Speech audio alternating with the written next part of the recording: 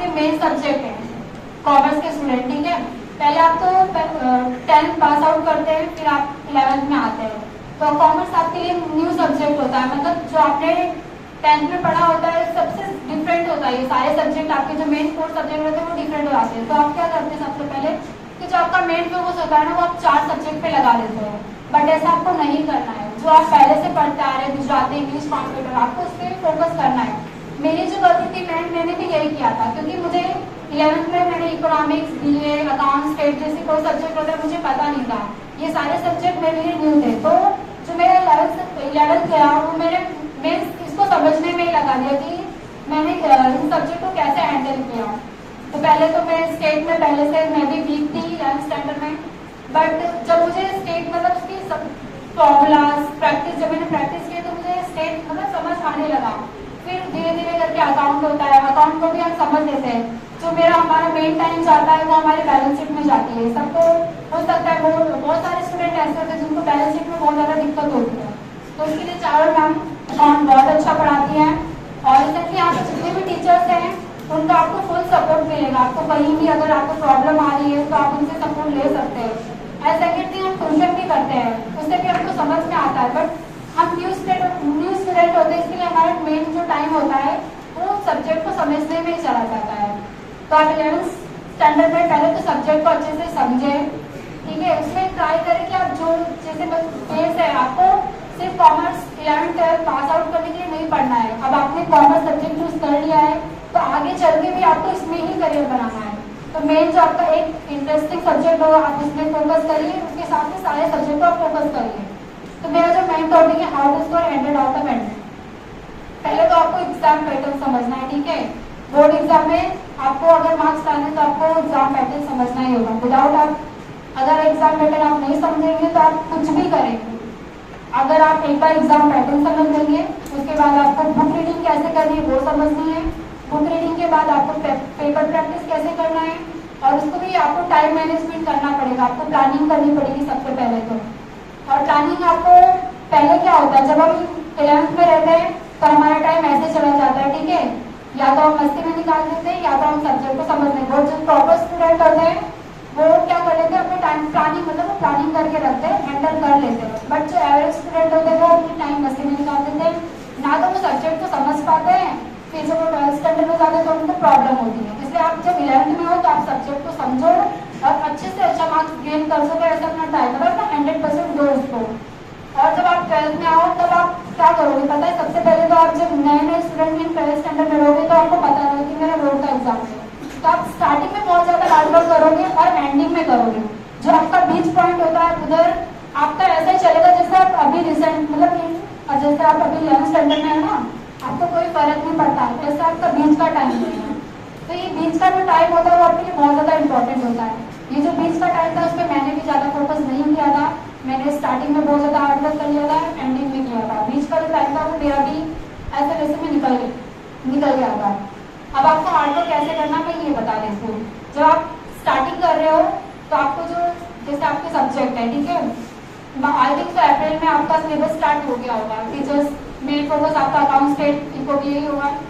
तो आपको जो मई में आपको वेकेशन समर वेकेशन होता ही है ना, तो आपको उसका यूटिलाइज करना है। उसके अंदर क्या करना है, जो अपने लैंग्वेज सब्जेक्ट है like Gujarati and English computer, उसको आप मतलब उसको प्रिपेयर कर लो। अगर आप समर वेकेशन में इन 3 सब्जेक्ट को आप अपना कमांड बना लेते हो देन आपका जो आपका टाइम है वो अपने मेन 4 सब्जेक्ट को आप दीजिए। जैसे इको थ्योरी सब्जेक्ट है, बहुत लोगों को पढ़ने में बोरिंग सा लगता होगा, लेकिन हमारी जो क्लास मतलब जो हमारी टीचर थी इको की बहुत अच्छी थी, वो बहुत अच्छा पढ़ाती है। वो उनके मेरे जो मार्क्स आए हैं शायद उनकी वजह से ही हैं और मैंने ट्यूशन किया था उसकी भी वजह है। बट मैं थैंकफुल हूँ दोनों टीचर्स के लिए। और जो मैंने स्पोर्ट किया है उसका जो मेन बेस है मेरा वो मेरे टीचर्स ही हैं और मेरे फालतू जगह पे होना चाहिए, ठीक है। तो आप एक तो पहले आप टाइम टेबल बनाओ, प्लानिंग करो कि आपको कौन सा सब्जेक्ट कब पढ़ना है, कैसे पढ़ना है। जैसे कुछ थ्योरी होता है आप मॉर्निंग में ले लो, मॉर्निंग में आपकी 7 o'clock स्कूल होती है, आप 3 o'clock उठो, आपकी इको भी आप फ्रीज करो। देखो सबसे पहले तो हमको ये लगता है कि इको में 11th 12th चैप्टर है, ये कैसे होगा। बट जैसे आप अभी थोड़ा थोड़ा करके पढ़ोगे ना तो जब आप फरवरी या जनवरी में आओगे तब आपको ये बुक ऐसी ऐसी करनी पड़ेगी कि एक दिन में आपको ये पूरा बुक रिवाइज करना पड़ेगा। फिर जब जनवरी से आपका फरवरी में आप कन्वर्ट हो गए तो आपको 3 घंटे में ये बुक खत्म करनी पड़ेगी। अब ऐसा कैसे होगा? जब आप डेली इसको पढ़ोगे, प्रैक्टिस करोगे, मतलब कि आपको ऐसा होगा कि इसके सारे पॉइंट्स आपके मन में चलते ही रहेंगे। तो ये सारे इको एंड पीए 2 सब्जेक्ट ऐसे जो हमारे थ्योरी बेस्ड है, हम अच्छे से उसमें मार्क्स स्कोर कर सकते हैं, बट उसके लिए भी एक सिस्टमेटिक वे में आपको हार्डवर्क करनी पड़ेगी। पहले तो ज़्यादा चैप्टर्स नहीं होंगे, और 12 या फिर 11 चैप्टर ही होंगे उसके अंदर। तो 12th स्टैंडर्ड के अंदर सबसे पहले तो आप इको भी है तो टाइम दो, मगर इतना भी मत दो कि आप अपने स्टेट अकाउंट और अदर सब्जेक्ट को भूल जाओ, ठीक है। तो आपको एक टाइम मैनेजमेंट करना पड़ेगा जिसके अंदर आप थ्योरी सब्जेक्ट को अलग रखो और प्रैक्टिस वाले सब्जेक्ट को अलग रखो और अपने लैंग्वेज सब्जेक्ट को अलग रखो। तो उसके लिए वीकली आपको वीक्स में 7 डेज होते हैं, उसके अंदर आप अपने 7 डेज को डिवाइड कर दो कि संडे एंड सैटरडे में सिर्फ क्या करूँगा, लैंग्वेज सब्जेक्ट को टाइम दूंगा, जैसे कि हमारा कंप्यूटर, इंग्लिश और हमारा गुजराती। और जो 4 दिन बचे उसके अंदर आप अपना इको भी स्टेट अकाउंट करो। और स्टेट अकाउंट के लिए प्रैक्टिस बहुत जरूरी है, और उससे भी ज़्यादा जरूरी है आप उसके फॉर्मूलाज को ज़्यादा मतलब उसकी ज़्यादा प्रैक्टिस करें, क्योंकि इस बार का जो मतलब जो क्वेश्चन पेपर मैंने देखा था तो उसके अंदर जो मेन जो क्वेश्चन थे वो सारे बेस्ड थे हमारे फॉर्मूलाज पे। मैंने जब मैं एग्जाम हॉल में गई है, अकाउंट का पेपर जब मेरे सामने था, फर्स्ट पेपर हमारा अकाउंट का ही था, तो मेरी जो एक गलती थी वो मैंने ये की थी कि मैंने तो मतलब एक्सरसाइज को मैंने ज़्यादा फोकस कर दिया था, मैंने एग्जाम्पल पे तो फोकस ही नहीं किया था। बाद में जाके पता चला कि नहीं, एग्जाम्पल पहले भी हमें टीचर्स ऐसा नहीं कि नहीं बोलते थे, कराते थे, वो आते एक्सरसाइज, तो हमारा मेन फोकस एक्सरसाइज पे जाता है, एग्जाम्पल पे नहीं जाता है, ठीक है। तो आपको मतलब अगर एक्सरसाइज टीचर्स करा रहे हैं तो एग्जाम्पल किसको करना है, मतलब मैं एग्जाम्पल मीन्स इलस्ट्रेशन, जो आपके इलस्ट्रेशन दिए होते हैं ना, मैं उसकी बात कर रही हूँ। तो आप जब इलस्ट्रेशन को अच्छे से आप खुद से करोगे, देखो अगर आप ऐसे राइटिंग के लिए कर रहे हो तो आपको समझ में नहीं आता, लेकिन अगर आप समझने के लिए कर रहे हो तो आप जरूर कर लोगे। एडमिशन है 5th चैप्टर हमारा अकाउंट में, ठीक है। मेरी गलती देखो, मैं आपको बता देती हूँ, मैंने एक्सरसाइज से प्रैक्टिस कर ली थी बट उसकी इलस्ट्रेशन प्रैक्टिस नहीं करते, और जब एग्जाम हॉल में गई थी, क्वेश्चन पेपर मेरे सामने था, आप मानोगे नहीं, इलस्ट्रेशन लास्ट का इलस्ट्रेशन था उसमें आया, तो मैं तो सोची थी यार काश मैंने पहले कर लिया होता है इसकी प्रैक्टिस, मैंने की थी, बट मैंने आगे वालों को किया था, पीछे को छोड़ दिया था। मैंने बोला कि इसकी तो एक्सरसाइज आती है, इसका कॉन्सेप्ट होगा, बट अगर आपको इलस्ट्रेशन दिया हुआ है तो उसमें कुछ ना कुछ तो डिफरेंस होगा ही, अगर आप समझोगे, या तो कोई डेट या तो कोई आपका फॉर्मूला, कुछ ना कुछ चेंजेस जरूर होंगे। तो आपको क्या करना है, बुक अगर आप प्रिपेयर कर रहे हो तो उसके अंदर आपको ऐसी कोई भी चीज़ नहीं है छोड़ देनी है, किसी को जाने नहीं देना, आपको सब प्रिपेयर करना ही है। और अगर मैं बात करूँ तुम्हारे लैंग्वेज सब्जेक्ट की, तो लैंग्वेज सब्जेक्ट को आप हल्के में मत लो, अगर आपका रिजल्ट बढ़ सकता है और डाउन हो सकता है तो वो लैंग्वेज सब्जेक्ट की वजह से। आपको लैंग्वेज सब्जेक्ट हल्के में नहीं लेना, जितना टाइम अपने इको बी ए और स्टेट अकाउंट को दे रहे हो उतना सब्जेक्ट आपको अपने लैंग्वेज सब्जेक्ट को भी देना चाहिए। ज़्यादा नहीं, लेकिन 1 घंटा तो आप दे ही दो अपने लैंग्वेज सब्जेक्ट को, क्योंकि देखो मेरे भी सारे मतलब मेन जो 4 सब्जेक्ट है उसमें A1 है, बट जो लैंग्वेज सब्जेक्ट है उधर मेरे भी स्कोर डाउन हो गया है, इसीलिए डाउन हुआ है क्योंकि मैं जो मेरा फोकस था वो मेन 4 सब्जेक्ट पे था, उसमें मेरा था ही नहीं। बट मेरे को गुजराती को लेकर मैं थोड़ा ठीक थी, क्योंकि मेरे 10th स्टैंडर्ड में गुजराती में मार्क्स डाउन हो गए थे, इसके वजह से मैं अपने प्रजापति मैम को बहुत मानती थी, उन्होंने बहुत इस पर फोकस किया। और नई बात मैं बाद में बताऊँगी, आपकी पेपर प्रैक्टिस, आपको पेपर प्रैक्टिस बहुत अच्छे से करना है। अगर आप देखो स्कूल में रेगुलर हो, अपने होमवर्क में रेगुलर हो, तो आपको एक राइटिंग स्पीड का तो आपका हो जाएगा, बट आपको 3 आवर्स में कैसे मैनेज करना है, क्योंकि आपको एग्जाम हॉल में जाके क्या करना है कि लिखना ही है, बट लिखोगे क्या, अगर तुम्हें आएगा ही तो लिखोगे क्या। इसलिए आपको सबसे मोस्ट इम्पोर्टेंट जो चीज़ है वो आपकी सेल्फ स्टडी है। आप स्कूल को दो 5-6 घंटे, स्कूल को दो 2-3 घंटे अपनी ट्यूशन को दो, बट सेल्फ स्टडी को आप अपने दो, ज़्यादा से ज़्यादा नहीं, बट 3-4 घंटे तो अपनी सेल्फ स्टडी को दो, ठीक है। जो भी आपका रिजल्ट आएगा वो आपकी सेल्फ स्टडी की वजह से ही आएगा, क्योंकि अगर आप स्कूल में पढ़ते हो तो आप एक अकेले स्टूडेंट नहीं हो, तो टीचर्स आप पे फोकस करेंगे, टीचर का फोकस आप पे ही नहीं रहता, जितने स्टूडेंट है सब पे रहता है। तो सेम ट्यूशन में भी आपका जो टीचर है वो सिर्फ आप पे फोकस नहीं करेगा, उनका फोकस सारे स्टूडेंट पे रहेगा। और सेल्फ स्टडी जब आप करोगे ना तो आपको पता चलेगा एग्जैक्टली आपका फोकस कितना है आपके ऊपर, तो जो मेन रिजल्ट होगा वो कहाँ से आएगा, आपकी सेल्फ स्टडी की वजह से। मैं भी जो सेल्फ स्टडी, मेरा जो रिजल्ट है वो टीचर्स की वजह से तो है ही, बट सेल्फ स्टडी नाम की एक चीज होती है, अगर किसी ने बनाया तो जरूर क्यों बना होगा ना, नीड होगी, तो सेल्फ स्टडी आपको करनी ही चाहिए, वो नेसेसरी है। अगर आप नहीं करोगे तो आपका रिजल्ट 70 से 75 या फिर 80 के बीच में ले जाएगा, उसके ऊपर नहीं आने वाला है। टीचर्स आपको ज़्यादा से ज़्यादा स्कोर यहाँ तक करा देंगे। स्टूडेंट देखो, आपको मेन जो फोकस करना है तो आपकी सेल्फ स्टडी में करना ही है, क्योंकि आप स्कूल में तो आप कैसे भी आ जाओगे, दूसरे कर रहे हो तो अपने प्लानिंग के अकॉर्डिंग करना है, ऐसा नहीं है। देखो सेल्फ स्टडी में आपके वीक सब्जेक्ट होंगे, ठीक है, सेल्फ स्टडी हर सब्जेक्ट की भी नहीं कर सकते हो, उसकी करो जो आपके लिए जरूरी है, हर सब्जेक्ट के लिए भी सेल्फ स्टडी नहीं होती है। सबसे ज़्यादा तो आपको सेल्फ स्टडी करनी पड़ेगी, वो करनी पड़ेगी इम्पोर्ट दिए के लिए, क्योंकि उसको लर्न करना ही पड़ेगा। टीचर्स आपको स्टेट अकाउंट में पढ़ा देंगे, फॉर्मूला एक बार आप रट लोगे और उसके सीक्वेंस को पकड़ लोगे तो स्टेट अकाउंट में मार्क्स ला सकते हो, बट थियरी में ऐसा नहीं, थियरी को आपको अपना पर्सनल टाइम देना पड़ेगा, और थियरी को आपको 1-2 घंटे दो बहुत है, इनफ है उतना तो।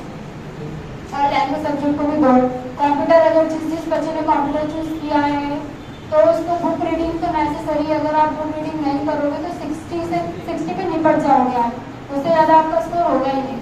और सेल्फ स्टडी करने के बाद आप सबसे पहले अपने सामने पेपर रखो, बोर्ड के पेपर को एनालाइज करो, उससे आपको ये पता चलेगा कि आपको क्या पढ़ना है और क्या नहीं पढ़ना है। अगर आप बोर्ड के पेपर को मतलब प्रीवियस ईयर के पेपर लास्ट 6 to 7 ईयर के पहले आप उसे एनालाइज करो कि कौन सा टॉपिक मोस्ट इंपॉर्टेंट है, कौन सा टॉपिक ऐसा है जिसे मैं करूँ जिसे ना करूँ, मतलब सब आपको एनालिसिस अगर बोर्ड में से पेपर लेके बैठोगे अपने सामने तो आपको पता चलेगा कि मतलब कौन सा टॉपिक ऐसा है जो इम्पोर्टेंट है, हर साल में पूछा जाता है, ठीक है। तो आपको एक आपको वे और मतलब एक आपको वे पता चल जाएगा कि बोर्ड वाले कैसे कौन कौन से टॉपिक को मोस्ट इम्पोर्टेंट मानते हैं, कौन कौन से नहीं मानते हैं। और देखना 2-4 टॉपिक तो ऐसे होते ही हैं जिसमें हर साल क्वेश्चन आते हैं, जैसे हमारी बैलेंस शीट आएगी और कौन सी आएगी, देखो ये तो हमारे एग्जाम पैटर्न की बैलेंस शीट आने वाली है, ठीक है, कौन से चैप्टर से आएगी आपको ये भी पता है। अब आपको देंगे होंगे ज़्यादा से ज़्यादा होंगे तो कितने बैलेंस शीट होंगे, 25-26 होंगे, आप उसकी डेली प्रैक्टिस करो, दिन में 1-2 बैलेंस शीट तो टैली कर ही सकते हो ना, इसमें कोई दिक्कत वाली बात नहीं है। फिर हो सकता है कई से चैप्टर ऐसे होते हैं जिसको हमें प्रैक्टिस करने की भी नीड नहीं होगी, बहुत इजीली हमको आ जाता है, जैसे अकाउंट में फर्स्ट 3rd 4th चैप्टर है, बहुत ईजी है। 12th स्टैंडर्ड की बात कर रही हूँ मैं, ठीक है, बहुत ईजी है, उसको आप डेली प्रैक्टिस करने की नीड नहीं, उसको आप वीकली अगर जो चैप्टर्स आपको आ रहे हैं तो उसको डेली प्रैक्टिस मत करो, उसको आप वीकली करो या फिर मंथली करो, अगर आपको इतना प्रॉपरली आ रहा है तो। और जो आपको नहीं आ रहा है उस पर आप ज़्यादा फोकस करो। मेरे अकॉर्डिंग आपको अकाउंट में बैलेंस शीट पे और एडमिशन पे ज़्यादा फोकस करना चाहिए, स्केल में हमारी प्रोबेबिलिटी हो गई, इस पर आपको ज़्यादा फोकस करना चाहिए। बाकी तो चैप्टर्स तो ऐसे जो आपको इजीली प्रैक्टिस के थ्रू आ जाएंगे, बट ये चैप्टर ऐसे जिसमें आपका टाइम ज़्यादा लगेगा, ठीक है। और आप थियरी को अपना टाइम दो, क्योंकि थियरी में आप ऐसा सोचते हो कि हम कुछ भी नहीं करेंगे तो मार्क्स मिल जाएगा, लेकिन बोर्ड वाला ऐसा बिल्कुल नहीं करता, आपको लग रहा है तो आप गलत फैमिली में चल रहे हो। अगर आपके पॉइंट्स तक राइट है तो शायद आपको 3 दे देगा, आपको 2 मार्क्स तो आपके फिर भी चले गए ना, 2 मार्क्स की इम्पोर्टेंट उससे पूछो, जो कि बेचारा रहते रहते रह जाता है, बाद में सोचता है यार मेरे 2 मार्क्स काश आ जाते तो मैं A2 में या फिर A1 में आ जाता, ठीक है। तो आपको क्या करना है, आपको अपने 0.5 मार्क्स में कटने नहीं देना, इतना तो आपको लेके चलना ही है। और इस गलत फैमिली में मत रहना कि आपको बोर्ड में 4.5 मार्क्स मिलेगा। मैं भी पहले ऐसे सोचती थी कि मुझे 4.5 मार्क्स मिल जाएगा, लेकिन बोर्ड वाले ऐसा नहीं करते, वो आपको डायरेक्टली या तो 3 मार्क्स देंगे या तो 4 मार्क्स देंगे या तो 2 या फिर 1 देंगे, क्योंकि ऐसा उनका ऐसा माइंडसेट होता है उनका। इसलिए होता है क्योंकि अगर आप 4.5 दे रहे हैं ना तो उनको कैलकुलेशन में टाइम लगता है, और अगर हम डायरेक्ट 1 to 3 मार्क्स देते हैं तो उनको कैलकुलेशन में इतना टाइम नहीं लगता है। इसलिए पॉइंट वाला जो आपका माइंड में चल रहा हो ना कि पॉइंट से हम तो पास हो गए, पॉइंट से फेल हो गए, तो वो अपने माइंड से निकाल देना। और मैं अगर बात करूँ सेल्फ स्टडी की तो नेसेसरी है, अगर आप अपना स्कोर 80+, 85+ करना चाहते हो तो सेल्फ स्टडी करनी ही पड़ेगी आपको। और दूसरी चीज़ होती है आप किसकी गाइडेंस में हो, इस चीज़ की गाइडेंस में बहुत अच्छी बात है, आप अपनी ट्यूशन जो भी हो रहा है उसको फोकस कर लो, बहुत अच्छी बात है। लेकिन एक हमारा जो मोटिवेशन होता है ना वो कभी कभी टूट जाता है। कैसे होता है देखो मैं बता दूँ, आप जब स्टार्ट में ज्वाइन करते हो 12th स्टैंडर्ड तो आपको क्या रहता है कि हमारा बोर्ड का एग्जाम है, मतलब हर तरीके से एनवायरनमेंट ऐसा बना रहता है कि आपकी जो 12th है आपको तो बोर्ड की एग्जाम देनी है, तो आप स्टार्ट में ज़्यादा फोकस करोगे, फिर 12th में डाउन करोगे, क्या करोगे बीच में जो आपका बीच का टाइम होगा वो तो आप रेगुलर में ऐसे मतलब कि 12th में है ना पढ़ रहे हैं ना, अभी बहुत टाइम है बहुत टाइम है बहुत टाइम है बहुत टाइम है बहुत टाइम है, ऐसा करते करते आ जाएगा आपका टाइम दिसंबर और जनवरी का, जिसमें आपकी प्रिपरेशन होने वाली है। जो टॉपर्स होते हैं उनका जो बीच का टाइम होता है ना, वो बहुत अच्छे तरीके से यूटिलाइज करते हैं।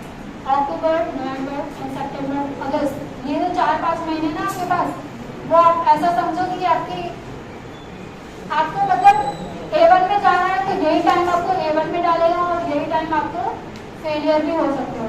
आप लास्ट में पढ़ोगे, मतलब एंडिंग का फरवरी मंथ पढ़ लोगे, आप पास हो जाओगे, ठीक है। बट ऐसा पास होके क्या करोगे तुम? अभी देखो जो बच्चे हमारे साथ थे, ठीक है, वो भी स्टार्ट में तो बहुत अच्छे से पढ़ते थे, बट बीच में गए ना तो उनको जो रिलेशन था बिल्कुल चेंज हो गया, ठीक है। बाद में एंडिंग में जब फरवरी मंथ मैंने देखा ना, क्योंकि मैं उनके साथ में मैं रेगुलर क्लास में मेरी अटेंडेंस 100 आउट ऑफ 100 होगी, मैं ऐसा मान लूँ, क्योंकि मैंने एक भी दिन छुट्टी नहीं लगाई थी और मैं उन बच्चों को एनालाइज करती थी।